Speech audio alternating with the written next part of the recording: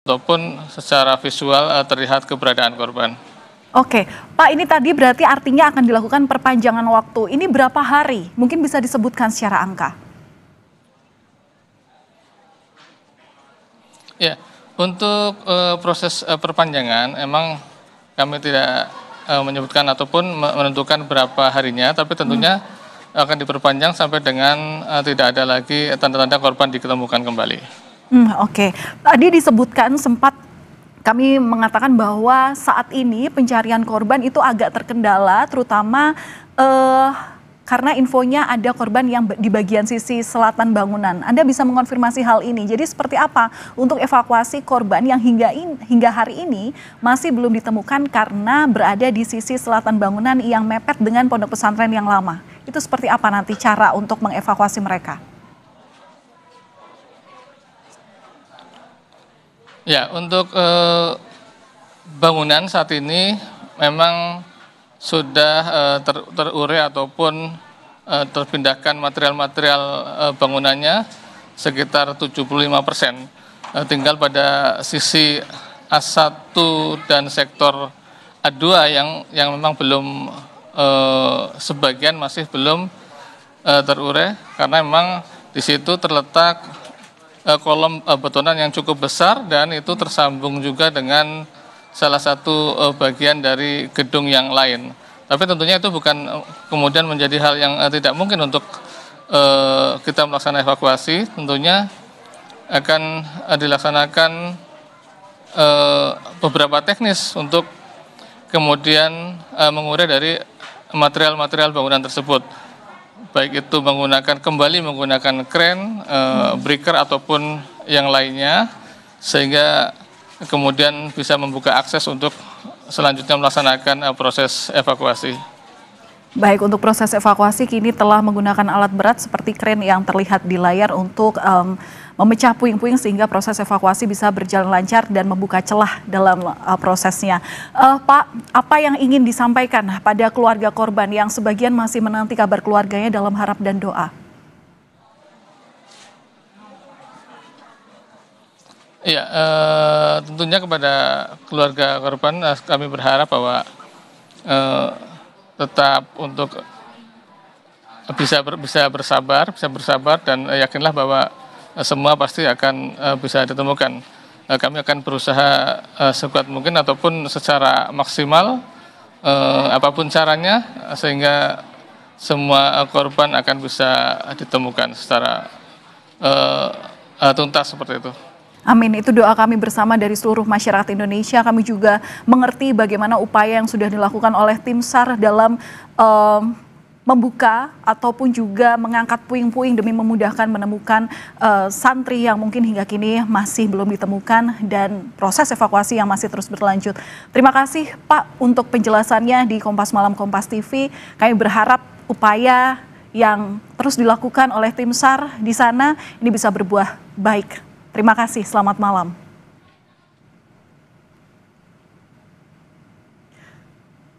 Saudara, beralih ke informasi lainnya, Presiden Prabowo Subianto memanggil sejumlah menteri di kediamannya di Kertanegara, Jakarta Selatan. Dalam hal ini, rapat membahas sejumlah program pemerintah di antaranya swasembada pangan. Ratas di kediaman Presiden Prabowo berlangsung selama 2 jam. Hadir dalam rapat di antaranya Menko Perekonomian Airlangga Hartarto, Menko Pangan Zulkifli Hasan, pimpinan Danantara, Gubernur BI Periwarjio, Kepala BGN Dadan Hindayana, dan Menteri ESDM Bahlil Lahadalia. Menteri Sekretaris Negara Prasetyo Hadi bilang, rapat ini membahas sejumlah isu seperti swasembada pangan, ketahanan energi, hingga perikanan.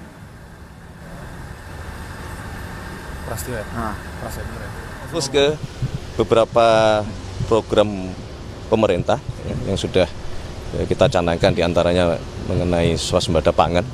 Sekali lagi pangan bagi kita itu menjadi hal yang utama. Kita harus menjamin ketersediaan pangan. Kemudian tadi juga bicara mengenai ketahanan energi, bagaimana kita roadmap yang jelas untuk bisa mengurangi ketergantungan energi kita dari luar negeri. Kemudian tadi juga kita membahas mengenai pemberdayaan masyarakat yang dilaporkan oleh Menko Bapak Muhaimin Iskandar. Ya. Beberapa tadi kita mencapai kesepakatan untuk melakukan upaya-upaya pemberdayaan. Kemudian juga kita membahas mengenai program padat karya, selain membuka lapangan pekerjaan, tetapi juga di sektor pertanian. Ini kaitannya dengan sektor perikanan, sektor perikanan. Ini adalah sektor yang selain padat karya, secara ekonomi ini potensinya sangat besar, dan terutama kita berharap kan meningkatkan asupan protein dari ikan untuk rakyat kita. Gitu. Itu beberapa hal yang tadi dibahas. Presiden Prabowo Subianto pada hari Sabtu 4 Oktober bertemu dengan Presiden ke-7 Republik Indonesia Joko Widodo. Menteri Sekretaris Negara Prasetyo Hadi sebut kedua tokoh ini membahas berbagai masalah soal bangsa hingga masukan terkait rencana ke depan. Prasetyo menyatakan pertemuan keduanya sebetulnya merupakan silaturahmi biasa. Hanya saja lokasi pertemuan yang disesuaikan dengan posisi keduanya berada. Presiden Prabowo dan Joko Widodo pada hari Sabtu kemarin bertemu di kediaman Prabowo yang ada di Jalan Kertanegara. Pertemuan ini berlangsung selama hampir 2 jam.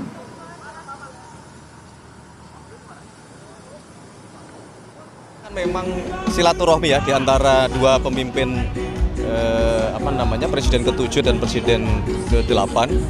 Kalau Bapak Prabowo berkesempatan ke Jawa Tengah, beliau yang sowan atau mampir. Kebetulan Pak Presiden ke-7 Pak Jokowi ada di Jakarta, ya sudah janjian ketemu waktunya makan siang, dan tentu banyak hal yang dibicarakan ya mengenai masalah-masalah kebangsaan, termasuk memberikan masukan ke depan sebaiknya seperti apa untuk beberapa hal. Kurang lebih 2 jam lah pertemuan di antara kedua pemimpin.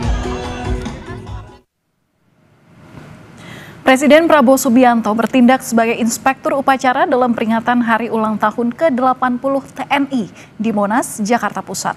Dalam pidatonya, Prabowo menegaskan kepemimpinan di TNI harus mengutamakan keteladanan.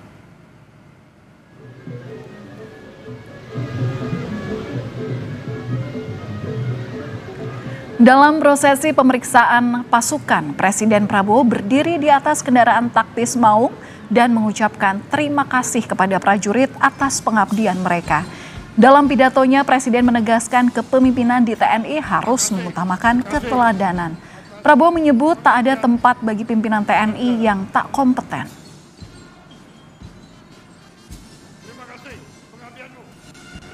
TNI memerlukan kepemimpinan yang terbaik.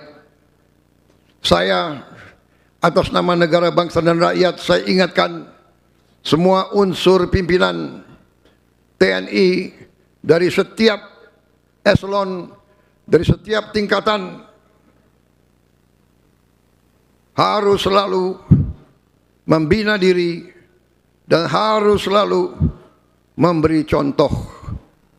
Kepemimpinan di TNI harus kepemimpinan keteladanan, harus kepemimpinan Ingarso Sung Telodo, harus memberi contoh di depan.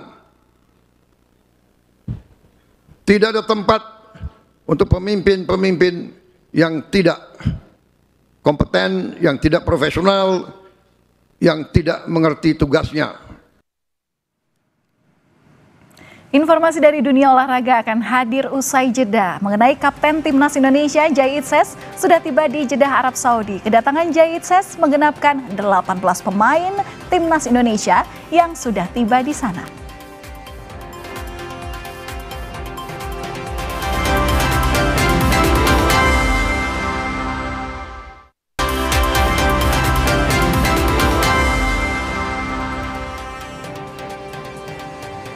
Saudara, Kapten Timnas Indonesia Jai Itses sudah tiba di Jeddah, Arab Saudi untuk melakoni putaran keempat kualifikasi Piala Dunia 2026 zona Asia.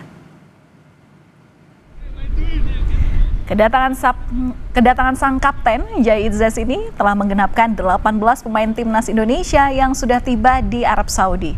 Sebelum tiba di Arab, Jai yang bermain selama 90 menit berhasil membawa Sassuolo menang 1-0 atas Verona pada lanjutan Serie A Italia pada Sabtu dini hari.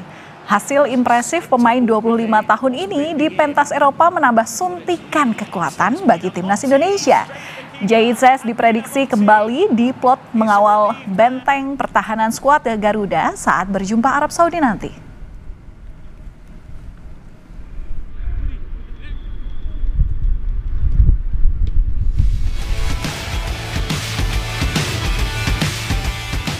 Skuad Garuda menempa semangat jelang menghadapi laga putaran keempat kualifikasi Piala Dunia 2026 zona Asia. Jadwal yang padat, adaptasi cuaca hingga pemulihan fisik menjadi tantangan tersendiri.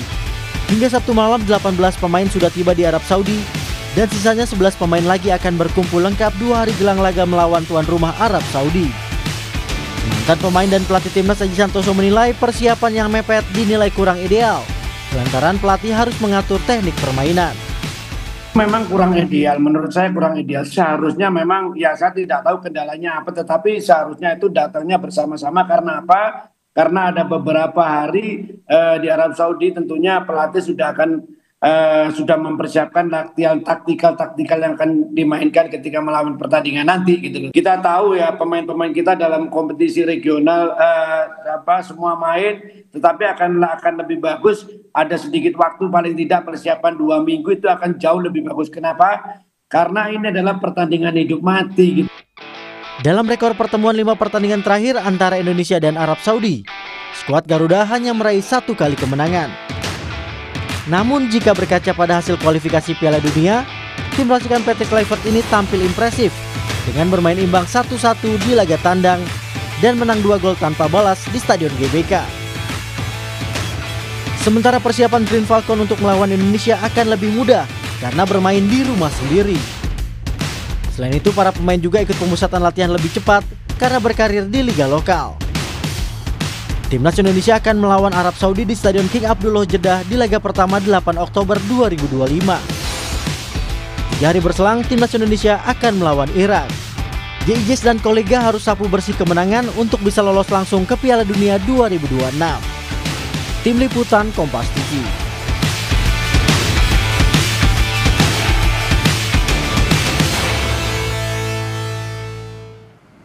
Hasrat timnas Indonesia untuk lolos Piala Dunia saat tampil di putaran keempat ini masih terbuka lebar. Kita akan membahas bersama dengan pengamat sepak bola Muhammad Kisnaini.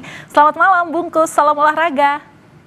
Selamat malam Valen Jaya. Iya, 4 hari lagi kita akan lihat bagaimana gigi dari timnas Garuda gitu ya. Arab Saudi memiliki persiapan yang lebih panjang kelihatannya dibanding timnas Indonesia. Nah, sejauh mana Indonesia ini bisa meraih poin 3 di laga pertama nanti? Iya, memang banyak keuntungan yang dimiliki oleh Arab Saudi ya, tidak hanya karena mereka menjadi tuan rumah, sebagian besar pemain juga bermain di liga domestik, bahkan beberapa pemain utamanya bisa dibilang berasal dari klub utama atau klub-klub tertentu saja seperti Al Hilal misalnya gitu ya. Lebih dari itu, memang Arab Saudi ini grafik permainannya dalam beberapa pertandingan terakhir sangat baik ya. 2 pertandingan terakhir uji coba mereka bisa mengalahkan Makedonia Utara, bisa menahan imbang Republik Ceko 1-1. Ini menunjukkan bahwa mereka ini tim yang progresnya sekarang sangat baik. Kalau kita lihat statistik kan mereka di sepanjang tahun 2025 mereka main 11 kali, itu kebobolannya hanya 6 kali. Itu menggambarkan bahwa ini juga tim yang secara pertahanan solid loh. Jadi Indonesia menurut saya memang harus bermain dengan kemampuan terbaik, dengan performa terbaik, dan dengan susunan pemain terbaik. Itu yang paling penting supaya bisa menghasilkan permainan terbaik yang mudah-mudahan cukup untuk mengalahkan Arab Saudi. Ya, Bung, tadi juga mantan pemain yang sekarang juga jadi pelatih timnas, Bung Aji Santoso itu bilang kalau waktunya terlalu mepet. Bahkan teknik permainan ini benar-benar diuji besok dengan ramuannya Kluivert. Anda menanggapi seperti apa? Iya, kalau pelatih maunya akan seperti itu ya. Lebih lama waktunya untuk berkumpul, lebih lama waktunya untuk menyusun strategi, itu di mana-mana pelatih maunya begitu. Yeah. Tapi tim nasional itu memang berbeda dengan klub ya. Tim nasional itu rata-rata hanya punya waktu 3-6 hari sebelum pertandingan. Ini juga akan dialami oleh timnas kita ya. Ada pemain yang cukup waktu 6-7 hari karena mereka sudah berkumpul sejak beberapa hari yang lalu. Tapi ada yang baru akan datang besok Senin. Jadi ini memang handicap yang sering dialami oleh tim nasional karena pemain datang dari berbagai klub, bahkan datang dari berbagai liga, dan tidak semuanya bisa datang berbarengan. Itu selalu terjadi tidak hanya di Indonesia tapi di berbagai tim yang lain. Keuntungannya Arab Saudi kan di situ, mereka berasal sebagian besar dari liga yang sama, sebagian besar ya. Kalau kita nih dari berbagai liga, ada yang di Amerika, ada yang di Eropa, ada yang di Asia, Eropanya pun macam-macam, sehingga memang mengumpulkan mereka ini tantangan yang besar ya. Untungnya kultur sepak bola kita sama. Sebagian besar pemain andalan kita atau pemain starter kita berasal dari kultur sepak bola Belanda yang paham cara bermain stylenya Belanda yang diinginkan oleh pelatihnya. Dan kebetulan juga dalam 2 laga terakhir uji coba bulan September, Kluivert ini kan memang sudah menerapkan taktik strategi yang kurang lebih akan dijadikan skenario untuk pertandingan lawan Arab Saudi besok. Ya, Bungkus, tapi kalau lihat sejumlah pemain yang kini sudah bergabung, sudah sampai di Arab Saudi, itu yang terakhir ada Jay Itses, kemudian kemarin oleh Romani yang meskipun memang dikabarkan cedera, per tanggal 3 itu sudah mulai latihan bareng di sana. Apakah ini jadi angin segar bagi timnas Indonesia dalam gambaran Bungkus, ini sektor atau lini mana yang masih harus dibenahi oleh Kluivert? Sebetulnya sejak awal saya melihat lini depan itu adalah tantangan terbesar kita ya, karena seperti yang saya bilang tadi, Arab Saudi itu pertahanannya kuat. Tahun ini 2025 main 11 kali ini hanya kebobolan sekitar 6-7 gol ya. Artinya mereka tim yang kuat di sisi pertahanan. Jadi kita betul-betul butuh lini depan yang merupakan kekuatan terbaik. Kita sudah punya Sananta, sudah punya Zylstra, tapi kan memang penampilan keduanya ini belum optimal ya. Oleh Romani itulah jawabannya, karena dia sudah membuktikan diri, dia striker yang bisa diandalkan dalam mencetak gol. Dan kehadiran Ole, meskipun saya belum tahu seberapa fit kondisinya, ini sangat penting ya. Mungkin dia tidak akan bisa bermain 100% ya, seperti Ole yang kita lihat di kualifikasi putaran ketiga. Tapi kalaupun dia bisa main dengan 75%, itu aja udah sangat bagus. Kalaupun dia tidak main 90 menit, hanya 50 katakanlah atau 60 menit, itu pun sudah sangat bagus. Jadi memang kita sangat membutuhkan Ole di pertandingan krusial ini. Oke, tapi kalau melihat nanti siapa yang kira-kira akan jadi line up dari 18 pemain yang ini sudah kumpul di sana sampai akhirnya nanti ya ada semuanya pasti ya yang nanti akan, memang kita belum tahu siapa yang akan jadi line up, tapi seperti apa nanti kira-kira komposisinya, Bungkus? Ya, saya menduga Coach Kluivert akan memainkan formasi 4-2-3-1 seperti yang sudah dicoba dalam 2 uji coba terakhir di bulan September ya. Di posisi di bawah Mistar misalnya Martin Pas kalau kondisinya cukup bugar mungkin akan jadi pilihan pertama. Meskipun dia sudah 3 bulan lebih tidak bermain, tapi dia punya pengalaman yang sangat baik bermain di level tinggi, dan memang selama ini pun dia kan kiper pilihan pertama sebelum datangnya Odero. Jadi di bawah Mister Gawang ada Martin Pas. 4 di belakang mungkin Yakob Sayuri di bek kanan, kemudian Kevin Dix akan berduet dengan Jay Itses, di kiri akan ada Kelvin Verdong. Kemudian di tengah 2 pivotnya mungkin akan diisi oleh Pelupesi ya, Joy Pelupesi, entah dengan Martin Pas atau dengan Nathan yang bermain sangat bagus dalam 2 uji coba bulan September. Kemudian di depannya kita tahu bahwa di kanan ini banyak opsi ya, banyak pilihan, tapi Miliano adalah kandidat terkuat ya untuk main sebagai sayap kanan.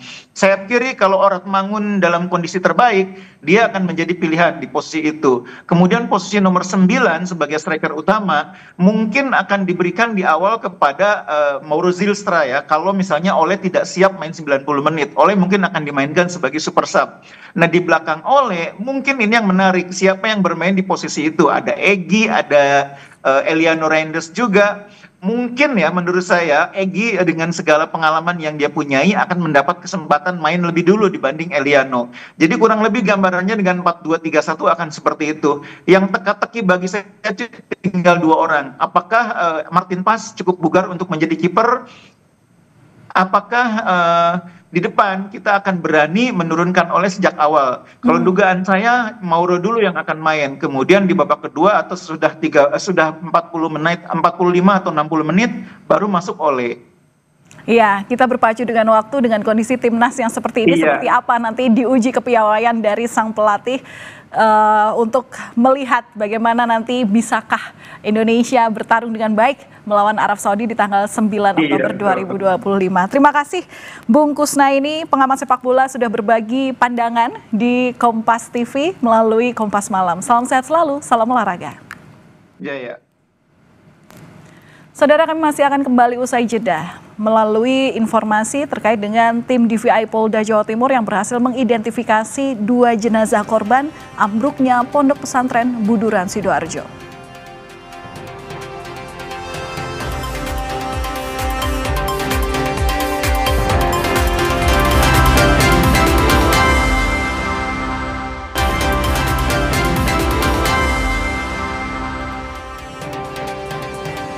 Terima kasih Anda masih bersama kami di Kompas Malam. Saudara, tim DVI Polda Jawa Timur berhasil mengidentifikasi 2 jenazah korban ambruknya Pondok Pesantren Buduran Sidoarjo. Kedua jenazah yang berhasil diidentifikasi langsung diserahkan ke keluarga untuk dimakamkan. Setelah jenazah teridentifikasi, pihak keluarga yang menunggu di Rumah Sakit Bayangkara Polda Jatim diizinkan untuk melihat kondisi korban. Isak tangis keluarga pecah setelah memastikan jenazah korban adalah keluarganya.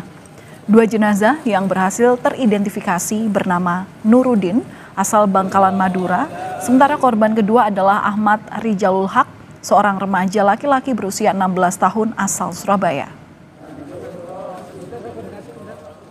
Dengan hari ini, sampai saat ini teman-teman, data korban kantong jenazah yang dikirim ke Rumah Sakit Bayangkara Surabaya ini totalnya sudah sebanyak 45.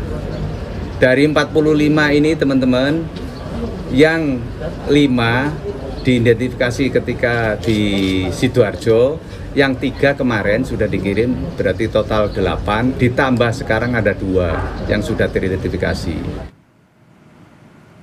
Dan perkembangan terkini terkait proses evakuasi dan juga identifikasi korban ambruknya Pondok Pesantren Buduran, Jawa Timur akan disampaikan oleh jurnalis Kompas TV Arif Hidayat dan juru kamera Andika Pratama di Posko Basarnas Sidoarjo, serta di Rumah Sakit Bayangkara Polda Jawa Timur ada Nyoman Deni dan juru kamera Misbakul Munir. Kita ke Arif Hidayat terlebih dahulu, saudara. Arif, pencarian ini masih terus dilanjutkan hingga malam hari ini. Apa yang jadi fokus pencarian dan apa juga kendala yang masih dihadapi oleh tim SAR? Ya, selamat malam Valen dan saudara. Benar sekali, proses pencarian dan upaya evakuasi puing reruntuhan musola Pondok Pesantren Al-Ghazini Buduran Sidoarjo, Jawa Timur ini memang dilakukan selama 24 jam penuh dengan mengerahkan 3 alat berat sekaligus. Selain itu, pemecah beton ya juga dikerahkan di lokasi kejadian. Malam ini konsentrasi evakuasi reruntuhan difokuskan pada sisi selatan reruntuhan bangunan, yang mana sisi ini merupakan sisi yang paling sulit begitu karena memang ada satu konstruksi yang menyambung dengan konstruksi bangunan lainnya. Akan tetapi tim SAR gabungan pada malam hari ini telah bekerja sama dengan tim ahli dari ITS dan beberapa tim untuk melakukan skema cutting atau pemotongan beton yang tersambung dengan bangunan lainnya, serta pemecahan batu beton yang tersambung dengan bangunan lainnya ini dilakukan secara berhati-hati agar bangunan yang tersambung ini juga tidak ikut miring atau tidak ikut berpotensi ambruk. Begitu, Valen. Ya, Arif, ini kan masih ada keluarga yang menunggu di Posko Basarnas. Adakah bantuan yang diberikan bagi keluarga yang di sana?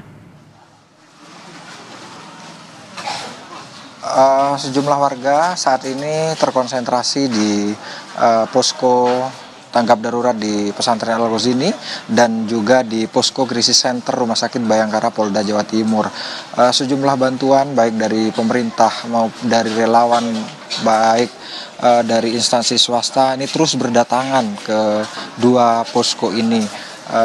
Umumnya bantuan berupa alas tidur, kemudian makanan siap saji begitu, serta bantuan lain berupa kebutuhan sehari-hari yang memang sangat dibutuhkan oleh keluarga korban yang sudah sepekan lamanya menunggu kabar di Posko Tanggap Darurat. Valen. Baik, dari Posko Basarnas Sidoarjo kita ke Rumah Sakit Bayangkara Polda Jawa Timur, ada Nyoman Deni di sana. Nyoman, jadi total sudah berapa korban yang sudah teridentifikasi di Rumah Sakit Bayangkara? Apakah mereka seluruhnya sudah dipastikan diserahkan ke pihak keluarga?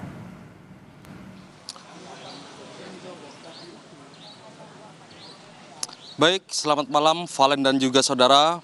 Pada hari Minggu malam ini ambulans yang membawa kantong jenazah masih terus berdatangan di Rumah Sakit Bayangkara Polda Jawa Timur. Dan tercatat pada hari Minggu ini ada 27 kantong jenazah yang telah dibawa ke Rumah Sakit Bayangkara Polda Jawa Timur untuk kemudian dilakukan identifikasi oleh tim DVI Polda Jatim. Dan dari 27 kantong jenazah yang telah berada di Rumah Sakit Bayangkara Polda Jawa Timur ini ada 2 jenazah yang telah teridentifikasi, yakni jenazah yang pertama bernama Nurudin berusia 13 tahun asal Madura, dan juga jenazah yang kedua yakni bernama Ahmad Rijalul Haq berusia 16 tahun asal Surabaya. Dan kedua jenazah tersebut usai dilakukan identifikasi dan kemudian langsung diserahkan ke pihak keluarga untuk langsung disolatkan di Polda Jawa Timur di tempat yang telah disediakan oleh petugas. Dan kemudian kedua jenazah tersebut langsung dibawa pulang ke rumah duka oleh keluarga masing-masing untuk langsung dimakamkan. Sementara total kantong jenazah yang telah dibawa ke Rumah Sakit Bayangkara Polda Jawa Timur ini ada sekitar 48 kantong jenazah, termasuk 4 kantong jenazah berisi body part atau bagian tubuh. Valen. Baik, terima kasih atas laporan lengkap Anda, Nyoman Deni, dan juru kamera Misbakul Munir dari Rumah Sakit Bayangkara Polda Jatim. Dan sebelumnya ada Arif Hidayat bersama Andika Pratama dari Posko Basarnas Sidoarjo. Terima kasih atas laporan Anda, kawan-kawan. Kami masih akan kembali usai jeda, saudara, dengan informasi mengenai puncak peringatan Hari Ulang Tahun ke-80 TNI. Presiden Prabowo Subianto berterima kasih kepada prajurit TNI atas pengabdian mereka.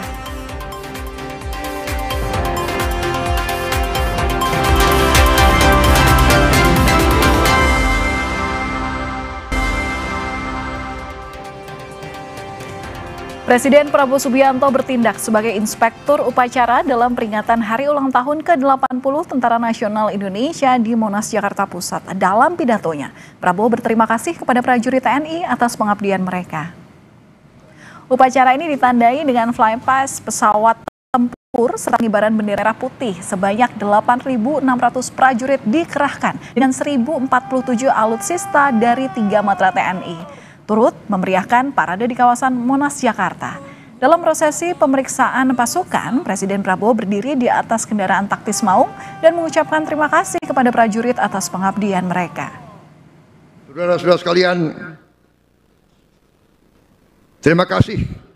Saudara sudah aktif sekali dengan membantu pembangunan ekonomi demi kepentingan rakyat Indonesia. Saudara sekalian, sekali lagi, jangan berhenti berlatih, jangan berhenti belajar.